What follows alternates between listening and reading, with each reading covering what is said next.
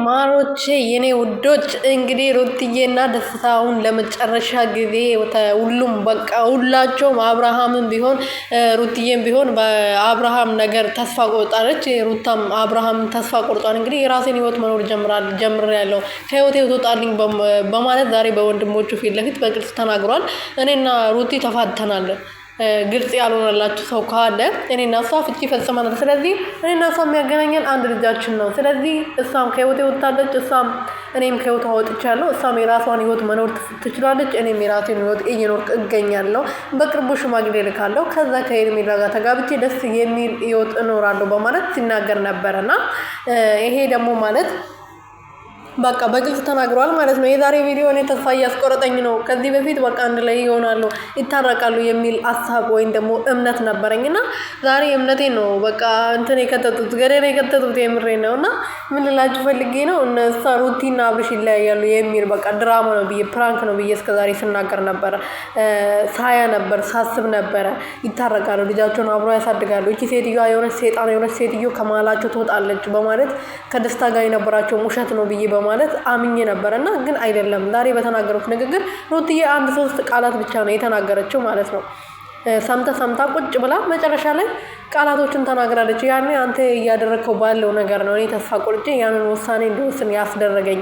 ዛሬ ደግሞ ቁጭ ብዬ ሳሰላስል ልጄ ወደ ራሴ ወደ እቅፌ ስገባ ለልጄ አባት ያስፈልጋሉ የሚል ነገር ቁጭ ብዬ ሳስብበት ነው ይቅርታ ጠይቄም አንተ ባጠፋው ነገር ተስካክለን ወደ ትዳራችን ወደ ፍቅራችን እንመለስ በማለት አንተ ስለምን የነበረው እንጂ እኔም የራሴን ምርጫ አጥቼ አይደለም፣ የራሴን ህይወት አጥቼ አይደለም፣ የምፈልገኝ የሚወደኝ የሚያከብረኝ አጥቼ አይደለም። ግን ለልጄ እውነተኛ አባቱ የመጀመሪያ አባቱ ያስፈልጓል ብዬ ስለማስብ ነው በማለት መልሳለች። ሰላም ቤተሰብ እንዴት ናችሁ? ደህና ናችሁ ወይ? እኔ ያለው እግዚአብሔር ይመስገን። በያላችሁበት ሰላማችሁ ብዝት ትርፍርፍ ይበልልኝ። ፍቅራችሁ ይለያል ነው የምላችሁ። ይለያል በቃ እናንተ ትለያላችሁ እኮ የምር የሩትዬ ፋሚሊዎች ማለት ነው ትለያላችሁና ቪዲዮ ሼር አድርጉልኝ፣ ሰብስክራይብ አድርጉልኝ። አዲስ ነኝ ባልላችሁ አዲስ ነኝ። አዎ ለዚህ ቻናል አዲስ ነኝ አይደለ? እና ሰብስክራይብ እያደረጋችሁ እንድታበረታቱኝ እኔ ወዶች በዚያው አጋጣሚ እንጠይቃችሁ።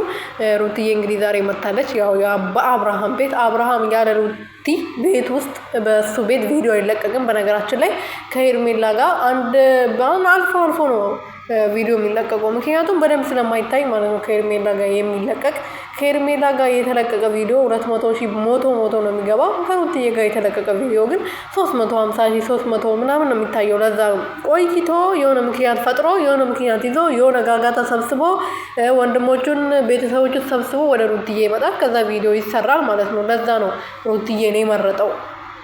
እና አንተ ያለ ሩቲ መኖር አትችልም። በቃ ይሄን ብታምን እኮ ጥሩ ነበር። ግን አንተ ያመንክ አይደለም። ልጅቷ የሆነ ነገር አስነክታለች፣ የሆነ በመንፈሷ የሆነ አሰርታባለች። እና ይሄን ደግሞ እንድትለቅ እንግዲህ ፈጣሪ ይርዳክ። ወደ አእምሯችሁ ተመለሱ ነው የምንለው።